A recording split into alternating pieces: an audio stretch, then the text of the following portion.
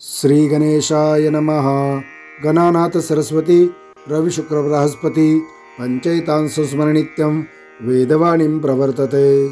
मंडळी नमस्कार, मी अविनाश देविदास कुलकर्णी माझ्या आपली उपासना पद्धती या यूट्यूब चॅनलमध्ये आपल्या सर्वांचे स्वागत करतो। मंडळी, आपण आज गुरुपालट या विषयी चर्चा करणार आहोत।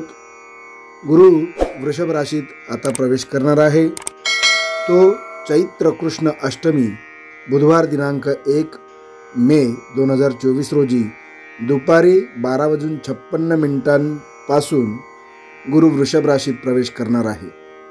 त्याचा पुण्यकाल बुधवारी सकाळी 11:05 पासून दुपारी 2:47 पर्यंत आहे। कुंभ, तूळ, मिथुन या राशींना अनुक्रमे गुरु 4, 8 आणि 12 आहे। त्याचप्रमाणे लोहपादाने ज्या राशीस गुरु येत असेल त्यांनी पीडा परिहारार्थ गुरुच्या उद्देशाने जप, दान, पूजा अवश्य करावी। वृषभ, मीन, धनु, सिंह या राशींना गुरु 1, 3, 6, 10 येत असल्याने त्यांनी जप, दान, पूजा यापैकी एखादा प्रकार केल्याने त्या पीडेचा परिहार होईल। आता आपण जन्मराशी त्याचबरोबर कुठल्या पादाने तो त्या राशीला येणार आहे आणि त्याचं फळ काय आहे ते बघणार आहोत।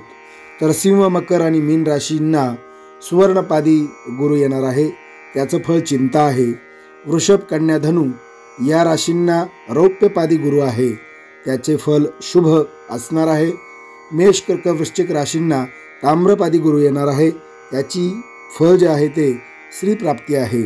आणि मिथुन, तुळा आणि कुंभ राशीला लोहपादी गुरु येणार आहे आणि त्याचं फळ कष्ट असणार आहे। आता आपण या गुरुची उपासना कशी करायची ते बघणार आहोत। तर पीडा परिहारार्थ पुण्यकालात जप, दान, पूजा करणं त्याचबरोबर गुरुची सेवा करणे अत्यंत पुण्यकारक आहे। गुरु सुवर्णपादाने असल्यास त्याचे फळ जरी चिंता असेल तरी सुवर्णपादी गुरु हा शुभ मानला गेलेला आहे। पीडा परिहारक वस्तू ज्या आहेत की ज्या आपण दान करू शकतो त्यामध्ये सुवर्ण, कासे, पुष्कराज, रत्न, हरभऱ्याची डाळ, घोडा, साखर, पिवळे वस्त्र, पिवळी फुले इत्यादी आपण दान करू शकतो। गुरुग्रहासाठी आपण जे काही जप करणार आहोत तर त्या जपाची जी काही संख्या आहे ती 19,000 आहे। आणि या जपासाठी आपण ज्या काही प्रतिमा तयार करतो त्या सुवर्णाच्या असणार आहे। देवानांच ऋषीणांच गुरु कांचन सन्निभम बुद्धिभूतम त्रिलोकेशम तम नमामि बृहस्पतीम या मंत्राचा आपल्याला जप करता येऊ शकतो किंवा हा जप केल्याने नक्कीच आपल्यावर गुरु महाराजांची कृपा होते। त्याचबरोबर आपण जो काही प्रतिमेचं पूजन आणि संकल्प करणार आहोत तर तो आपण आपल्या गुरुजींकडून घेऊ शकतो। आता आपण गुरु ध्यानाचा श्लोक पाहणार आहोत। अहो वाचस्पते जीव सिंधु मंडल संभव अह्यांगिरस संभूत हयारूढ चतुर्भुज दंडाक्ष सूत्रवरद कमंडलुधर प्रभो महानिद्रेति संपूज्यो विधिवन्नाकी नाम गुरु।